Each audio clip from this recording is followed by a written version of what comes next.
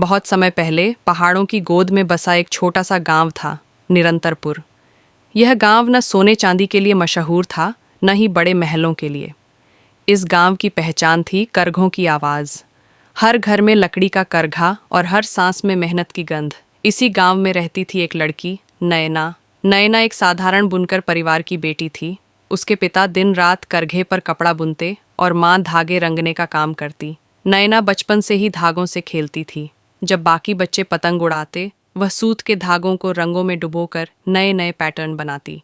गांव वाले कहते थे, यह लड़की धागों से कहानी बुनती है। नयना का हुनर धीरे धीरे निखरता गया। उसके बनाए कपड़ों में कुछ अलग ही बात होती। हर रंग में भावना, हर बुनावट में एहसास। लेकिन किस्मत ने एक दिन उससे सब छीन लिया।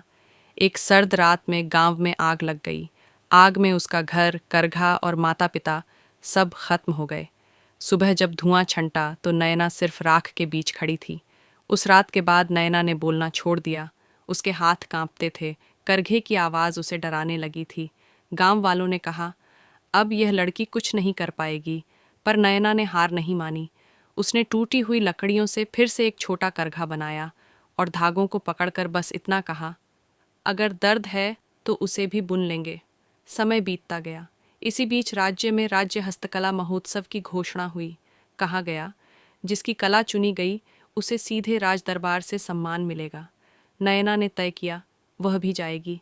उसने 7 रातें जागकर एक ऐसा वस्त्र बुना जिसमें गांव की मिट्टी, माँ की ममता और पिता की मेहनत सब समाई थी। महोत्सव के दिन उसकी दुकान सबसे सादी थी, न कोई चमक न दिखावा। उसी मेले में एक युवक आया, वीरेंद्र। साधारण कपड़े, शांत आंखें। वह कोई और नहीं, राज्य का युवराज था, लेकिन बिना पहचान। जैसे ही उसकी नज़र नयना के कपड़े पर पड़ी, वह ठहर गया। उस कपड़े को छूते ही उसकी आंखें भर आईं। यह किसने बनाया? नयना ने सिर झुकाकर कहा, मैंने। इसमें कुछ है? दर्द? नहीं, सच्चाई। वीरेंद्र बार बार आने लगा। धीरे धीरे बातें हुईं, खामोशी टूटी और दिल जुड़ने लगे। लेकिन सच सामने आया, एक बुनकर लड़की और राजकुमार। राजमहल में हंगामा मच गया। रानी ने साफ कहा, कला काफ़ी नहीं होती, औकात भी चाहिए।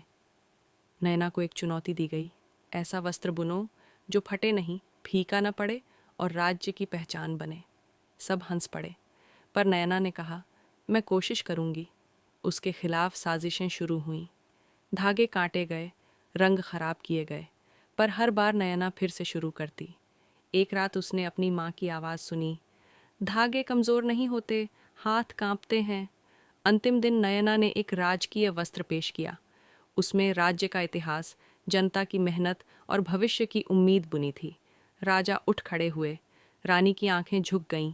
वीरेंद्र ने सबके सामने कहा, राज किसी खून से नहीं, सोच से चलता है।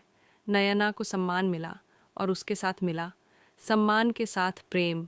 आज निरंतरपुर सिर्फ गांव नहीं, एक पहचान है।